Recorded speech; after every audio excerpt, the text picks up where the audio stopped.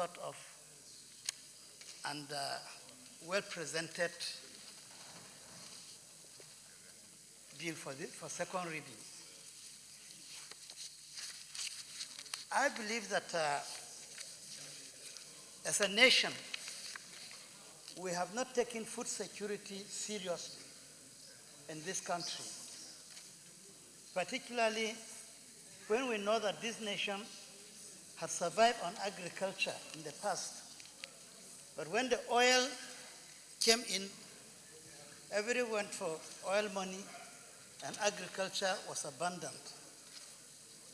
As a result, we're ending up spending the rare foreign exchange we get in importing food that should be produced in our nation. There is no kind of food that cannot be produced in this country. I want to say, Mr. President, distinguished colleagues, that the policies of governments both at the national and state levels have not helped agriculture at all. We hear about how we budget a lot of money for agriculture, particularly at the federal level.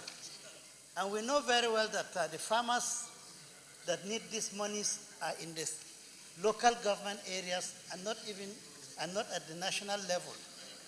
And yet, we continue bringing all kinds of policies that the farmers do not benefit at all from the monies that are spent. It is my candid opinion that we should look at people who are interested in big-time farming, because even the subsistence farmers cannot feed this nation.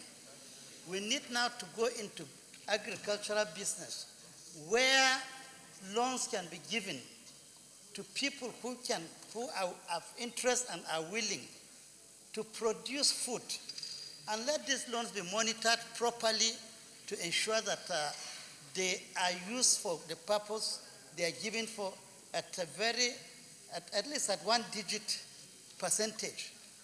If we don't really take very serious action now, particularly with the oil problems that we're having, then agriculture will go down, and by the time a million Nigerians move to Cotonou or to Benin Republic, that country, the whole of West Africa, will be in trouble, because we must be able to feed our country. And agriculture should not be looked at as producing only grains. Animal husbandry is very, very important, because it forms part of the food that we need to eat.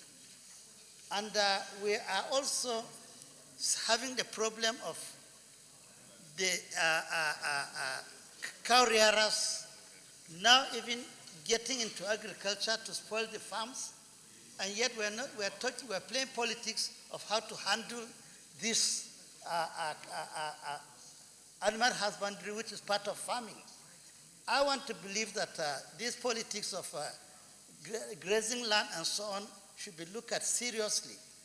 I do believe that we don't need grazing lands, but we need to create ranches where these animals can be kept in one place and be fed properly and be treated properly, so that the production can be multiplied within the shortest possible time for us to be able to feed this country with our meat and other requirements.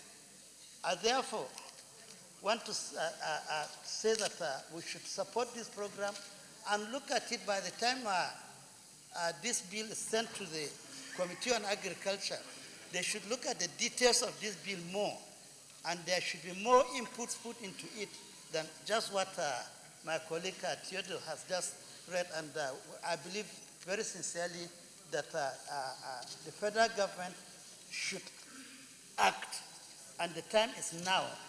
And the states should act, and the time is now, because people must be provided with implements, not again hoes that we used to farm in our old days.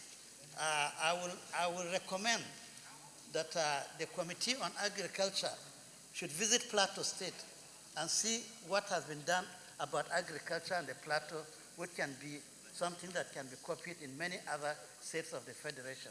Thank you for the opportunity, Mr. President. Senator Abdullah Adam, Nasarawa West.